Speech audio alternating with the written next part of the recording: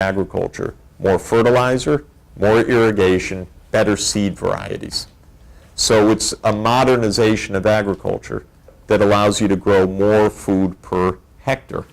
And the problem is in Africa, which is the bottom line, if you go to the next slide, just as a, go to one more, and this is how much fertilizer is put in per hectare in different parts of the world. And in Africa, there's almost no fertilizer put in.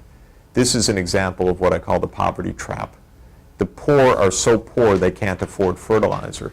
Because they can't afford fertilizer, they can't grow enough crops to actually get out of poverty. And they are in a downward spiral of worsening poverty. This, we don't have time to dwell on the numbers, but the tiny fertilizer that's actually put in crops in Africa, it's not even on the food. It's put on the coffee, the cocoa, and the tea. It's not put in the food. So in food production, essentially zero fertilizer input. And the tragedy is these terribly low yields. But if you flip back 3 slides, I'll show you the good news. Okay. This is a measurement of what's actually being produced in 9 countries. 1/2 ton per hectare of cereal or grain yield. But this is what the research stations are producing right now. They're producing about 4 tons per hectare of food. What's the difference? On the research station sites, they use fertilizer, they use the best option seed, and they use small-scale irrigation. So what the on-station evidence is what farmers could produce if they could get best option technology. And it's about 8 times more than they're actually producing. Africa could feed itself, is the bottom line, if basic inputs were available. Now, my whole theory is it's like the goat. If we helped to prime the pump by helping these farmers start to meet their own food needs and then to transform their agriculture to help with this perhaps 5 or 8-fold increase of productivity, they could get on their way through their own saving and capital accumulation. But if you start so poor that you can't even get into the game, you're trapped in a downward spiral rather than in an upward dynamic. So this is the essence of what I'm recommending. Let's help farmers grow enough food, not just send them food aid. Let's help them grow enough food. Let's do it for a few years so that they can also get into cash crops. They can have the time for tree orchards to take hold. They can have the time for spice shrubs and trees to grow, so that then they can become part of the market economy. And if we just are leaving them at the brink of survival and shipping food aid rather than helping to grow the food, we're not going to break out of the downward spiral. One more example, and then I really am going to stop, because I go on a whole semester on this. Actually, let's talk about that just for one moment. This is just, I just want to put it in your thoughts.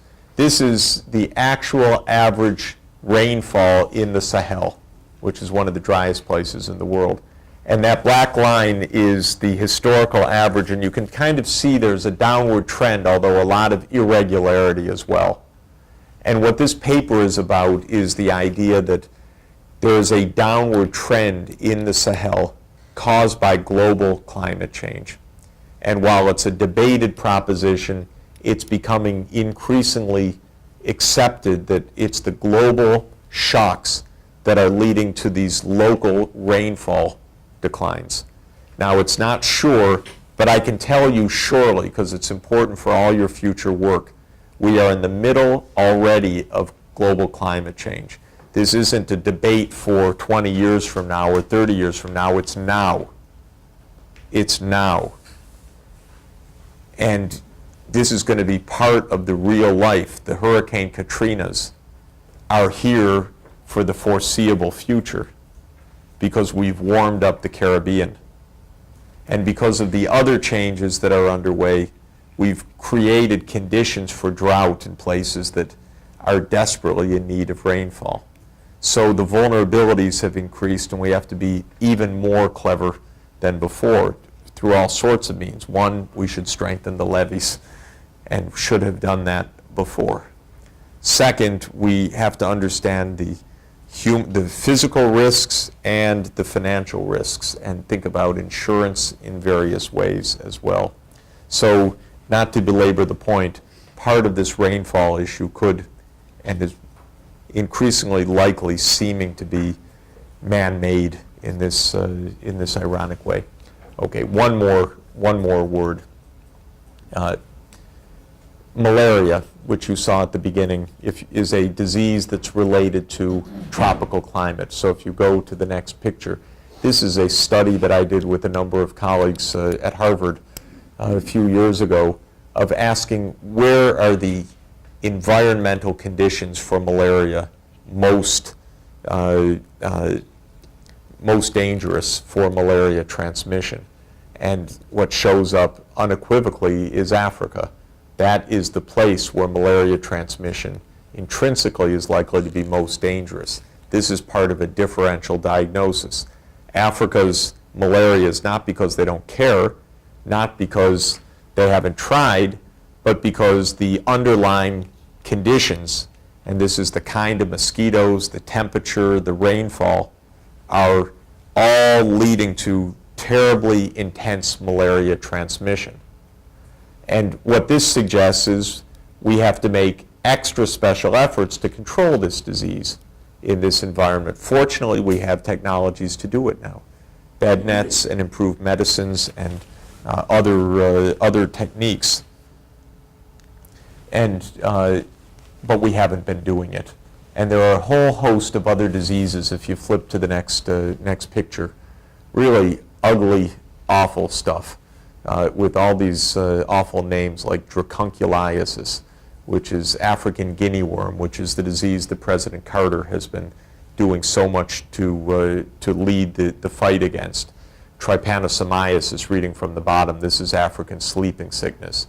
Onchocerciasis is African river blindness. Lymphatic filariasis is what's sometimes called elephantiasis. Trachoma is a blinding disease. And then all of these are worm infections: trichuriasis, schistosomiasis, ascariasis, and hookworm. And the poorest of the poor are living with all of these. Many poor children have 5 of these diseases infecting them at one time. And the distended bellies are often not from undernutrition, but from physical presence of worms. And one pill once a year it doesn't solve the problem forever. It just takes out the worms that are coming because the children are wading in water or drinking water that has the parasites in them. But if you do it once a year at school, then you raise the health level and lower the infection load tremendously. These pills cost 5 cents. We're not organized to do it. If the President of the United States said, I'm going after these 7 diseases, and in partnership with the leading drug companies, all of these diseases could be reduced 90% plus within a year or 2. No problem. No problem, actually. Because the enthusiasm in the recipient countries would be so huge, you'd have a mass social mobilization. Because Rotary International would jump up and say, we'll do that. Because Heifer International would jump up and say, we'll put that into our programs. Because CARE and Opportunity International and everyone else would jump up and say, we can do that also. Because if we tried, rather than leaving the poorest of the poor to their suffering, actually, we'd find an incredible resonance to do something about it. But we're not doing it right now. So one more point, and then truly, if you keep going, keep going, keep going, keep going, keep going. One more, one more, one more. There. What we are doing right now, in addition to my trying to talk about this and think about it and try to involve as many people as possible, is that on the basis substantially of private philanthropy, like Heifer International, we're taking up the challenge of helping village by village to make green revolutions, health revolutions, and connectivity revolutions. And it's a project we call the Millennium Villages Project. Maybe it's a project that with Heifer International and the Clinton School for Public Service, maybe we could actually find some partners around here to do, and I will discuss that with David and with Heifer International, because there's actually a phenomenal tremendous educational potential here. This is clinical economics like I've never seen, and for me, I'm back in grad school because my learning curve is. I'm a city boy. What do I know about farming? What do I know about these worm infections? It's all seeing it, talking to experts, being on the ground, learning about these things. It's the most phenomenal possible education. So what we've been doing is finding partners, finding philanthropists to invest $1.5 million over 5 years for a village of 5,000 people. And that enables a transformation of the entire village, because basically it is the goat. That's the point. Small things make such a profound difference, and I'm seeing it now with my own eyes, and I always kind of knew it, and I studied it, and I costed it, and I made spreadsheets, and I made recommendations. Now I'm seeing it in the faces, in the soils, in the fields, in the most direct way. This was one of the most amazing days of my life, this meeting, which is in a village community in western Kenya, which is written about in the book. Actually, the book writes about this community. The book doesn't. I write about it in this book. And I learned more in 5 hours than frankly, I had in a lot of time. And the reason was that I knew conceptually a lot of things, but when we got about 250 people together in the room and spent a whole afternoon together, I learned a couple of amazing things firsthand, very directly. First, the amount of social capital in these villages just blew my mind, because they're so impoverished, and yet they're organized as communities. And I said something about the importance of electricity. And a man stood up somewhere in the middle and said, "Professor, I'm the chairman of the electricity committee." And I said, "But there's no electricity here."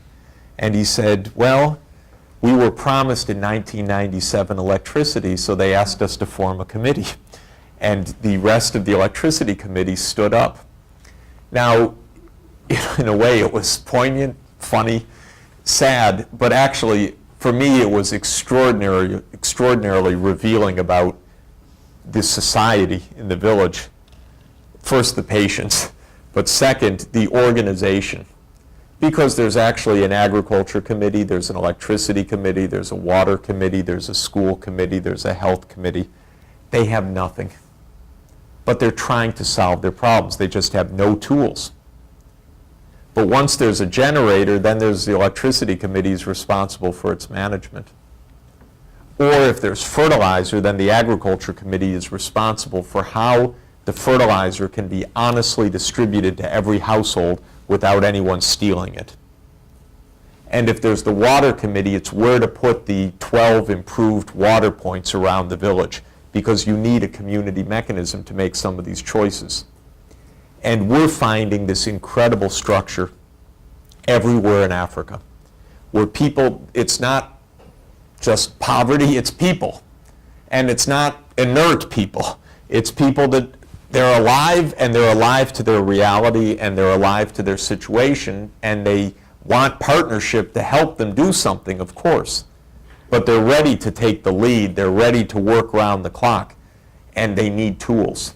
They need the goat. They need the generator. They need the bed nets. They need the fertilizer. They need the improved seed. They don't need a lot. And this is the transformation that one can see before their eyes, before one's own eyes. I had the conversation with them that was also incredibly illuminating. I asked them, how many of you sleep under how many of you sleep under a bed net? to fight malaria. First I asked them, how many of you have someone in your household that has had malaria this year? And there were it was translated, then laughter in the room, because every hand went up in the room, every hand, because malaria is everywhere.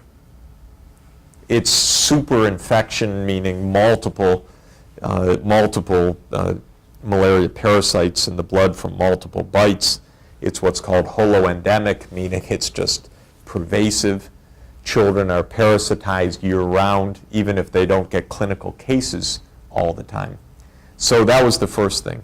Then I said to them, how many of you have a bed net to sleep under?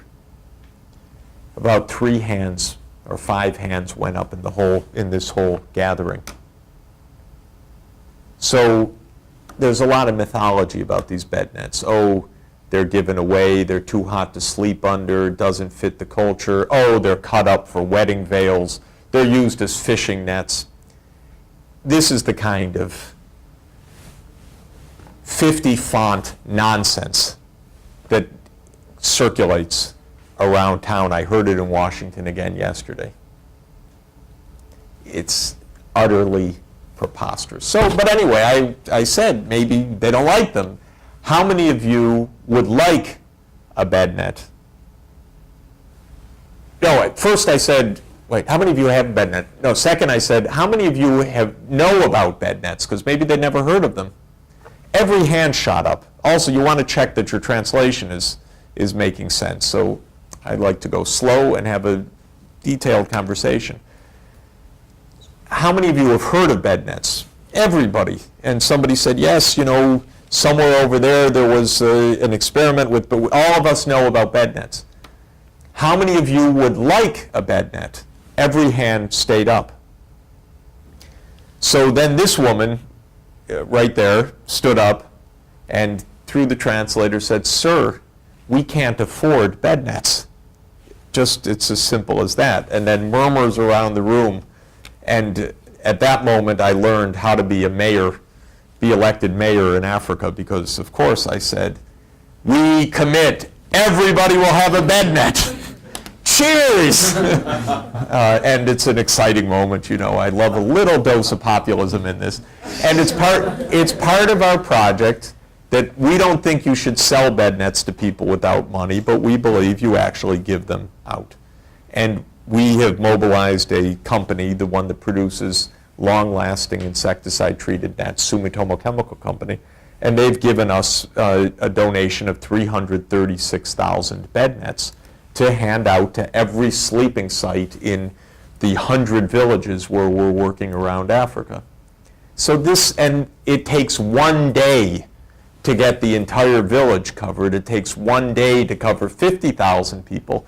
If you're doing this in a plan of a whole region, it can be 1 million people in 1 day, because all it takes is volunteers going house to house counting. So the young children sleep there, the father sleeps there, the 10-year-old and the 9-year-old sleep there, and you say, okay, 3 nets, here's how you hang them. Now, in our village, everybody has kept the nets, used the nets, and the malaria has dropped incredibly. Why not? This idea that, only the rich say if people don't pay, they won't. Only the rich say about the poor, I should say, that only when you pay do you make value of it, because the rich love their tax cuts for free. They don't want to pay anything. But they say about the poor, no, you have to charge them, otherwise they won't take care. That's the famous view. Yeah? How do you respond as an economist, and maybe also from a moral standpoint, because it seems like to you some of this is, almost a moral issue, and yes. When you say, there's no reason why this can't be done, how do you respond to the assertion or the idea that in some ways, by sort of increasing that the Earth has this sort of population stability level, and at some point we're going to hit that to where the Earth isn't going to be able to sustain itself at all, and that while this is a short-term solution. If every village in Africa has a well, the water is going to disappear at some point. Right. So you're just delaying the Right. inevitable when the earth won't be able to have enough water or enough food to support everyone. Where do you think the population grows fastest, in the rich countries or the poor countries? In the rich countries. Poor country. In the poor countries. By far in the poor countries. Because in the rich countries, people choose lower fertility levels. Right. So the way out of the population trap is economic development.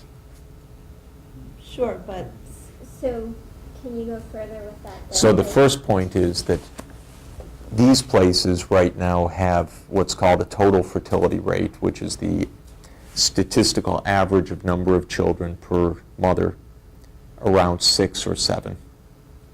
And if you think about what that means, it's maybe 2 of those children will not survive. And if it's 6, then a mother will have 4 surviving children. On average, 2 of them will be daughters. Each mother will have 2 surviving daughters. That means that every generation the population will double. That's a disaster. That's exactly what's happening right now. In rich countries, the total fertility rate is 2 or less. That means that on average, each mother is replacing herself in a biological sense with 1 daughter on average, or even on average, at this point, less in Europe. There's a slight population decline. That change is called the demographic transition. It's extremely important for the planet. It comes mainly by choice of households saying, we only want 3 children, we only want 2 children, family planning, contraception. That's the dominant change that's underway in the planet. Where it's not happening is the poorest of the poor. Why? Because it costs money, because there are no clinics, there's no contraceptive availability, because when children die with high probabilities, parents don't choose to have fewer children. Because when mothers are having 6 or 7 children, they don't work in the labor force, so the value of their time in a market sense is much reduced. And so when they have a market opportunity, then the time cost of raising children goes up, and they choose to have fewer children as well. When women are illiterate, they generally are having more children than when they're literate. So girls' education is another factor.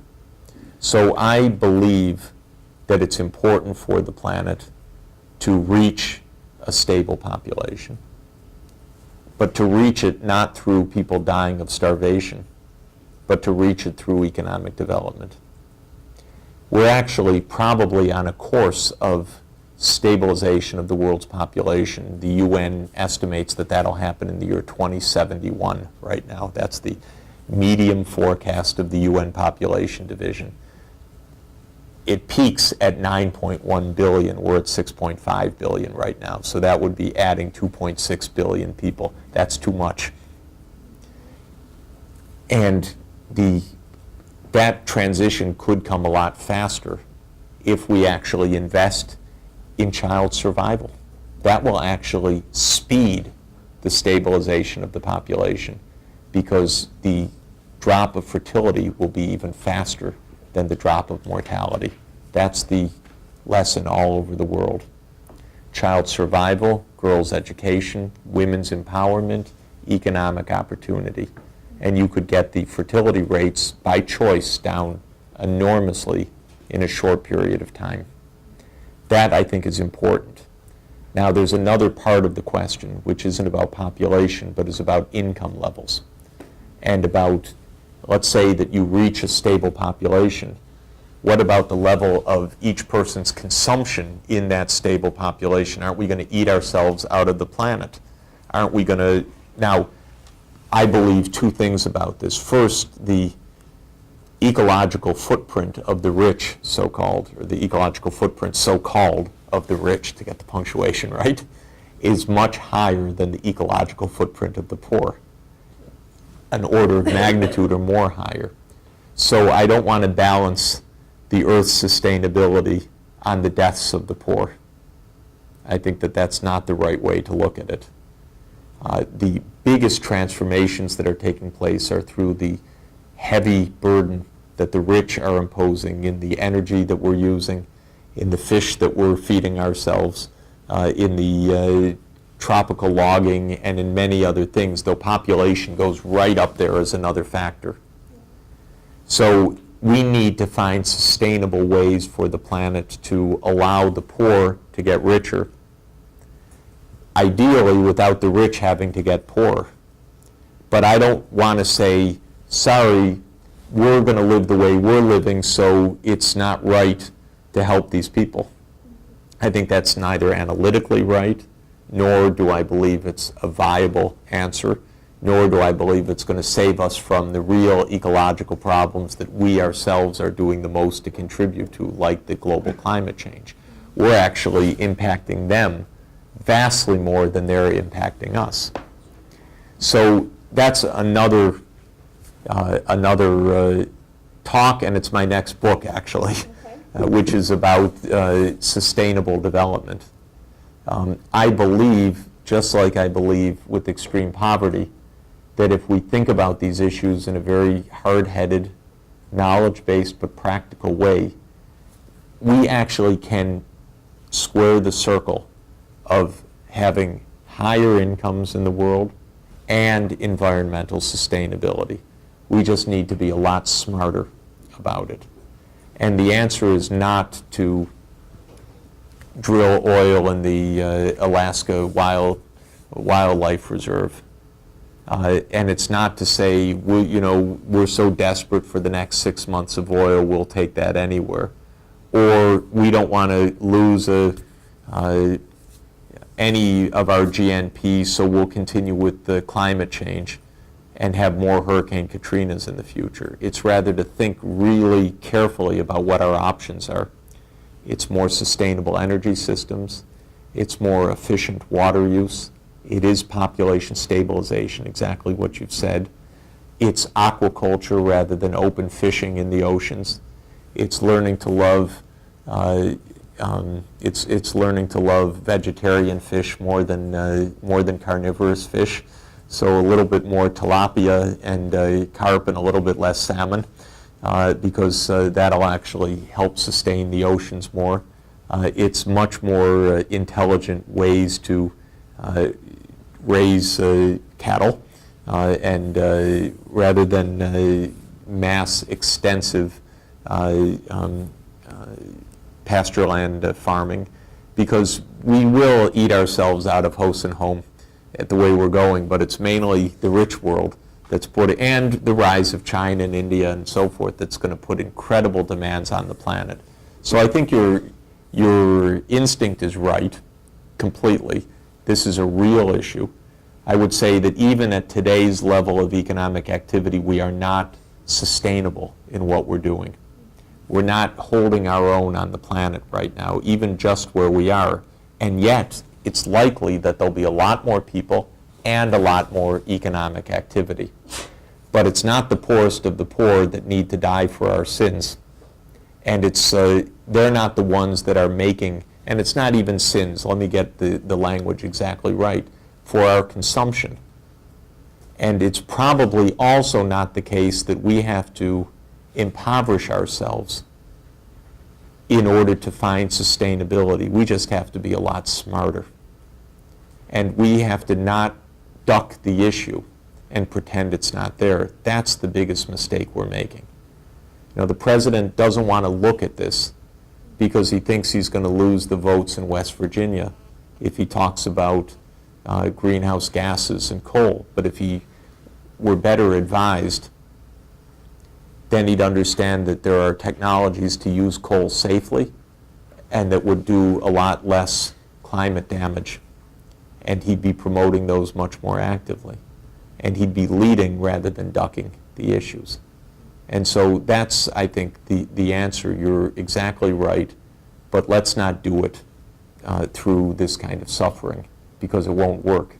Everything needs some arithmetic.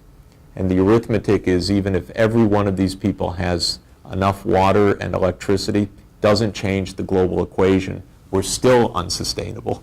And their having it doesn't make us even much of an iota more unsustainable. It's actually the development and the rich that need to be more effective in their own use of the resources. When you're talking about actually, the practical impact on communities, what are you doing to make sure that we're not messing with, an internal community's systems already? I think about, I'm from eastern Nebraska. Yeah. And, my family had its farm for over 100 years. Right. But specialization has made it pretty much impossible to be a small farmer Right. in the United States. Yep. And is that the model that we're trying to impose so that, because it does tend to break down communities and push urbanization. Right. And I would hate to have that American model necessarily imposed. That's something that we talk about every day as, as leaders when we go into communities. Right. Are we imposing our values? Right. Our thoughts? I how think is that, being? I think there are two or maybe three, actually probably three things to say. You won't necessarily like all of them. Because I think that there are some realities here that are probably not ideal from some points of view. But first, a basic point. The standard of the actual approach that we're taking is there are no expatriates doing any of the work in the villages. So the villages are in the lead of anything that actually gets done inside. And I think that's a good standard. We're, in our work and in the kind of work I recommend, we're guests of someone else's society. I never for a moment want to think otherwise. And so we're there to partner with them. We're not there to dictate to them. And we can't anyway. And since we're not there actually building the huts or putting in the fertilizer, treating a patient, all we're doing is bringing in tools for them to do it. There's a limit to how intrusive we can be anyway, and I rather like that limit for the reason you're saying. So that's point number one. But you said it's expatriates, so it's people who've gone out to get the education. I'm sorry. No. Let me say it right. What I said, if I didn't say it right, I said there are no expats, meaning there are none of us there. All the work is by the villagers and by locals, and even we hire people for the project, but they're local people that are the project managers. Heifer has the same principle. So that's one point. So I do feel that everything we do is not to overdetermine someone else's fate. But these people want help, and they're pretty desperate, and they're grateful for the help. But the second point I was going to make is sometimes it's said we're going to change their development would change their culture. That's true. I'm not I do not believe in unchanging culture. One of the cultural aspects in almost every traditional society where I've worked is rampant subservience of women in social status. I don't believe in it. I see it both as I can see its deep roots in the nature of traditional society, especially if a woman's biological role is to have 6 or 7 or 8 children. It's not surprising that she's doing certain things in the home and not doing certain things outside. And since I don't think that that's the way that the world's likely to be or even useful for people under current conditions, I think that the role of women is going to change a lot. I have no hesitation in myself in saying that the changes we're helping with will empower the women in the village and in relative terms disempower the men. Probably there are traditional chiefs that don't like the fact that the women come onto the committees or are doing this or doing that. I am very comfortable with that. So just a lot of people, I'm not from a cultural point of view a preservationist, because I don't know of a culture that doesn't change. And whether it's religious culture, whether it's social culture, and in particular, I believe in women's empowerment, and I believe that's I actually believe in cultural change as something to encourage. So that's a second issue. Third, I can say as an economist, economic change is not just having more of something, it's living in different places, doing different things for one's life. And in the United States, 200 years ago, 80% of the population were farmers. Now, 1% of the population is farmers. That's what your family's experiencing. That comes from the fact of the incredible productivity of American farming. Because basically, 1% of the population can feed 110% of the population, because it feeds us plus a lot of the rest of the world. That the underlying core economic logic of that is that the share of the population in farming goes down sharply. That's the model that I have in mind for almost any place in the world as success. What I guess And in India, the share of urbanization is going way up. Why? Because as soon as one farm household isn't just feeding itself, but is feeding its neighbor, then you can be sure that the share of the labor force in agriculture is going to go down to 50%. Once one farmer can feed 5 households, it's going to go down to 20%. And that's basic economics, which I approve of in a way. And I'm a pretty generous person, so I don't mean to be at all snide about it. I believe in a social welfare system. I believe in helping people make transitions. I believe in, but I don't believe in no change. Right.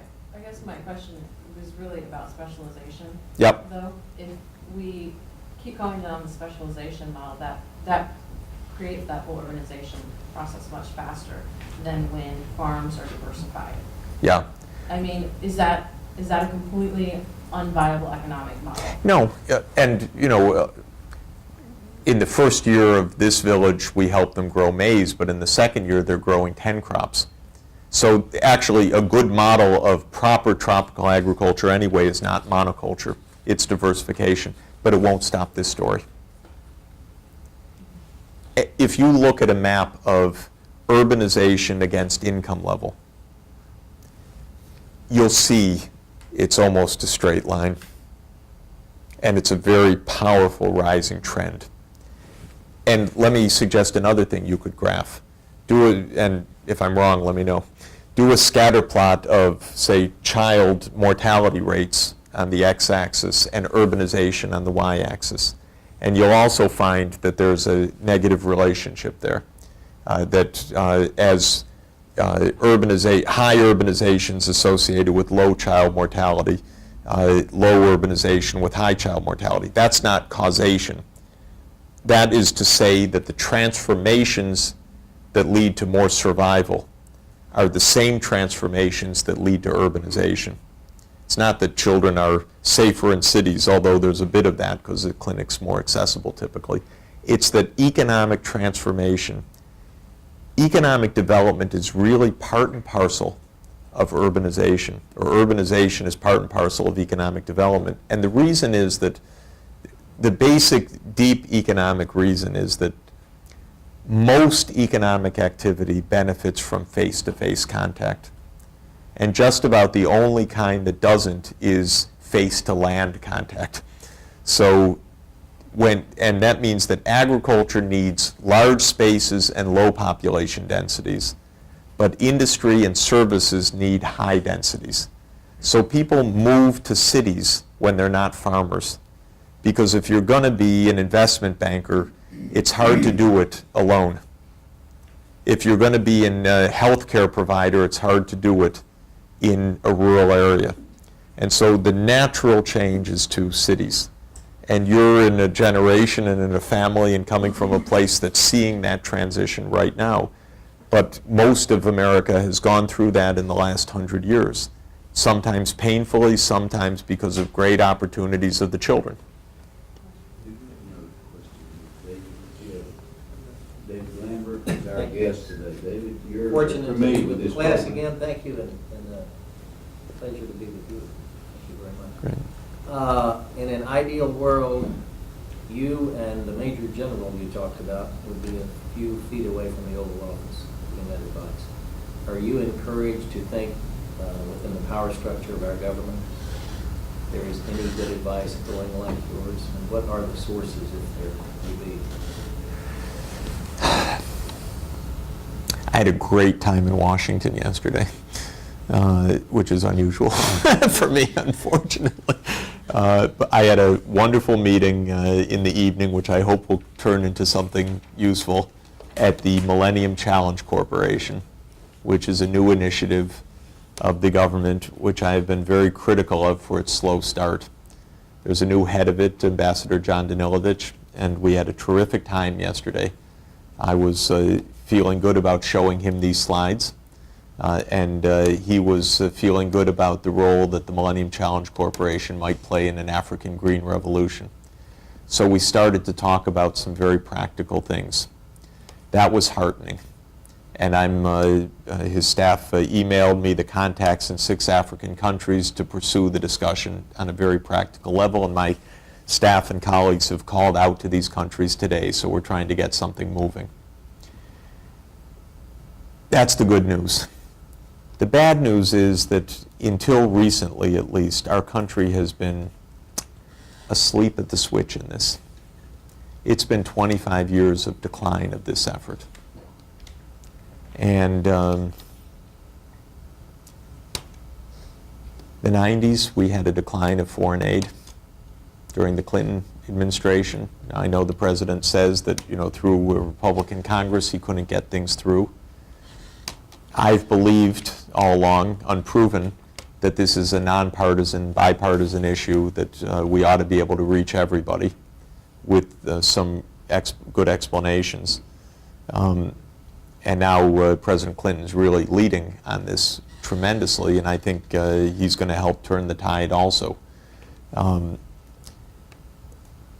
I believe fundamentally we got on a bad track, especially after September 11, because I felt that the first words that I heard afterwards, war on terror, and Tom Friedman in the New York Times calling it World War III, was disastrously wrong. That, was almost impossible to say for a while. I think the whole concept of the war on terror is wrong. And I think the Iraq War has been one of the worst foreign policy debacles for our country in this generation, or the worst since Vietnam. So that has made it very hard to be heard in any serious way. Interesting things are happening right now. A lot of the religious right, if I could call it that, is really getting on board on these issues. A lot of the evangelical community is getting on board on these issues. The person that I've worked most closely with on malaria control by far is Senator Brownback. We probably, fortunately, haven't gone through a detailed checklist of all the things we agree on and those things we don't agree on, but we agreed right at the beginning to agree vigorously on malaria control. And he's been wonderful helping me, get through different parts of the bureaucracy and so on. And I have long believed that this kind of bipartisan effort is absolutely feasible in the country. But I'll tell you just an exact little vignette of this. I spent several months, I've spent many years trying to get malaria control higher on the screen, and I will pat myself on the back for some contributions to the effort. It's not been for naught. And I, with Kofi Annan, wrote the plan for this thing called the Global Fund to fight AIDS, TB, and malaria, and that is now funding some of this effort. But as a macroeconomist, my main job is arithmetic and spreadsheets to try to understand the scale of the challenges and how much they cost and what to do about them. And so I've worked a long time on costing malaria control and know that it should be about $3 billion a year. if we're going to get the bed nets out, the medicines out, the diagnostics out, the community health workers. So I spent a lot of last spring and summer trying to get the White House interested in malaria control, and talked to Bob Zellick many times, and talked to the National Security Council many times, and talked about $3 billion, of which the U.S. could be $1 billion, and we'd mobilize the other $2 billion from other partners in all of this. Senator Brownback,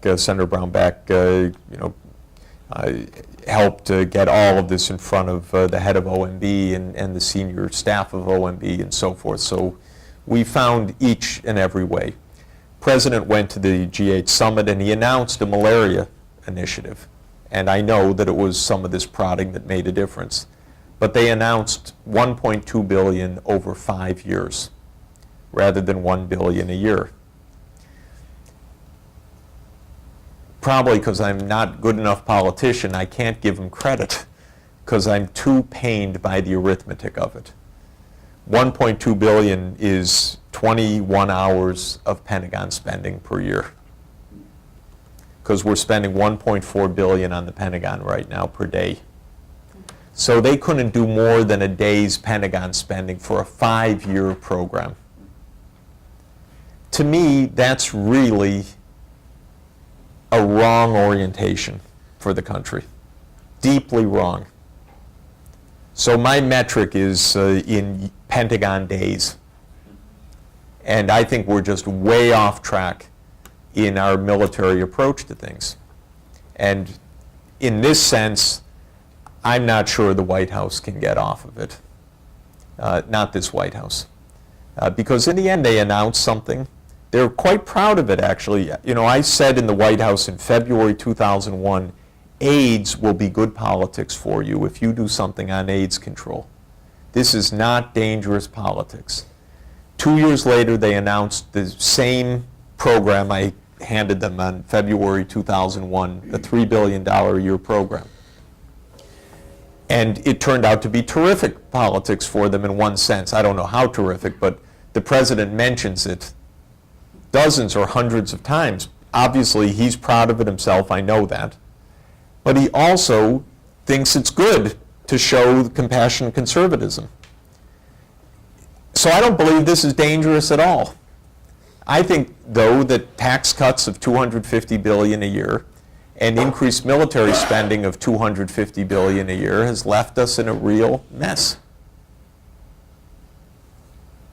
Yeah. I mean, from that discussion, and I was a political science major in my undergraduate work, and the most simple, some say oversimplified, definition of political science is who gets what, when, Right. where, and why. We claim that for economics, too. Okay. But anyway, it used to be called political economy, so it's... And I listened to you give us the statistics about the problem with extreme poverty and hunger in Africa and other areas, and I even think about the poverty here, although Yep. not so extreme, and then there's this void of why. Right.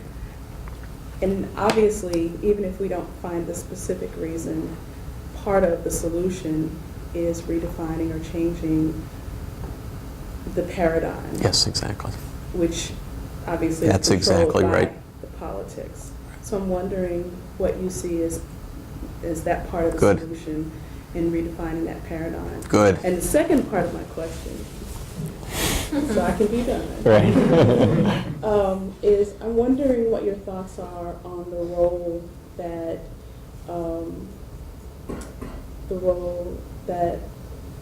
religion and colonialism has played globally Mm-hmm. on poverty, and then racism has played on poverty in this country. Good. Okay, great. You said that we have to change the paradigm, but the paradigm is controlled by the politics. The more I live my life and the more I get into this, the more I believe that the politics is controlled by the paradigm rather than the paradigm controlled by the politics. And I'm more and more interested, maybe in a surprising way for me, more and more interested in changing hearts and minds than in the exact legislative enactment for the moment. We need both, of course. I'm interested in the legislative enactment. I'd take it today if we could get it. But what I mean by that is that I think that there really is a case for helping people to understand better choices, the choices we're making, what we could do with the money that we have, the taxes, with our resources, with our efforts, and that there does need to be an ongoing public discussion of these issues, because fundamentally we need to change how we view our security and how we view our relations with the rest of the world and how we view others, other societies. And I see this kind of, I think this end of poverty is going to be, as I say in the last chapter of my book, like the civil rights movement, or like the anti-colonial movement, or like the movement to end slavery. These were mass movements that engaged people at the deepest level. They weren't narrow economic calculations, but there was pressure, there was protest, there was public demonstration, there was public awareness, there was appeal to morality, there was appeal to religious injunction. All of those things went into broader social change. And I think that that's what's needed here also. I believe that we have the wrong approach to the world in this country right now, in the sense that we view the world as somehow rigid categories of us versus them. There's us, and then there are Islamic terrorists. And they're there because they're following rigidly their commands, and we're doing whatever we're doing, and we're in a struggle for survival. I regard this way of looking at the world as completely flawed. What we are and what they are and how we relate depends on how we relate to them and how we relate to other societies. I don't think anything is set in stone. I don't think there's such thing as even such thing as a fundamentalist society, or such thing as a terrorist society, certainly not. I think that people are in positions of desperation, or in positions of confusion, or in positions of complete disinformation or misinformation, and that I bemoan how little we talk to each other in the world, for example. If I were trying to resolve the Iran thing, I'd actually meet with the head of Iran. This we're not allowed to do in this world. That's a sign of weakness. Discussion is viewed as a terrible sign. Rather than bombing Saddam, I'd actually have tried to sit down with Saddam. This is viewed as nuts, weak, big mistake, appeasement. We learned all the wrong lessons from one event, Munich, 1938, when Chamberlain met with Hitler. And since that time, you can't meet with your foe. That's appeasement. That's actually tactically a disastrous mistake, because we're so ignorant of these places. I can't even stress to you how little we know.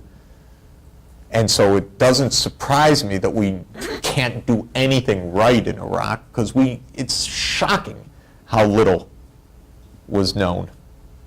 And we never talked. So anyway, I'm getting off the subject. I think that the point is to change the minds and to help people understand. And to help people understand the real choices. The Major General came to me, by the way, said, "Can you help me get my message across?" I said, "Oh my God, Major General, me help you get your message across?" He said precisely, "Can you help me get my message across in Washington?" Now that made me nervous. Gee, okay, I'll try, Major General, but this is why. Anyway, I believe we can have a pretty fundamental change of view, and we have to take down the fear factor tremendously, and we have to take up the empathy factor tremendously. That's a very big part of all of this. Fear is really the biggest opponent to action.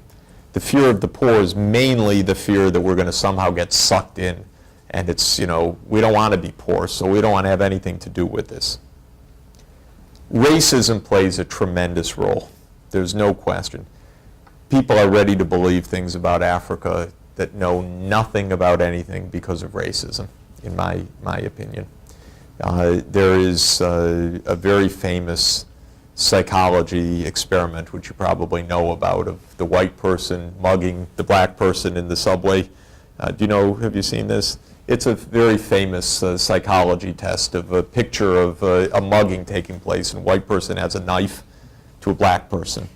And this is shown in many cases to Americans, and 80% say, well, that's a black person mugging a white person. If you do a quick thing and you put it down. And it's the latent racism and stereotyping in our society. And it is a very powerful thing. And at a more abstract level, you say, well, Africa, that's corruption, Bingo. You don't have to know 3 countries in Africa to say that. You can just be sure that's right. And so in my view, that is one of the reasons why we don't look more deeply at this is racism. Jeff, we're taking advantage of your time, but we have one more question. Malcolm, I believe, has a question. I'm sorry we'll have to bring this to a close. He's been so generous with his time. Malcolm? I guess I'll make it quick. And I guess ultimately the question would be, how do you go about changing hearts and minds? Because that's kind of difficult. I would think that one would say that what we have to do is empower communities. When you showed the slide of this community, it's still up, of that community right there, they were empowered. Right. Now they just needed the tools to Right. carry out their mission. That's correct. I had an experience about 2 weeks ago in Washington, D.C. I was at the APAC conference. And one of the things that I noticed, it's not just a U.S. issue, it's kind of a global issue now. People don't recognize the connection between security issues and poverty. That's correct. Between the prevalence of poverty throughout the world and terrorism. That's right.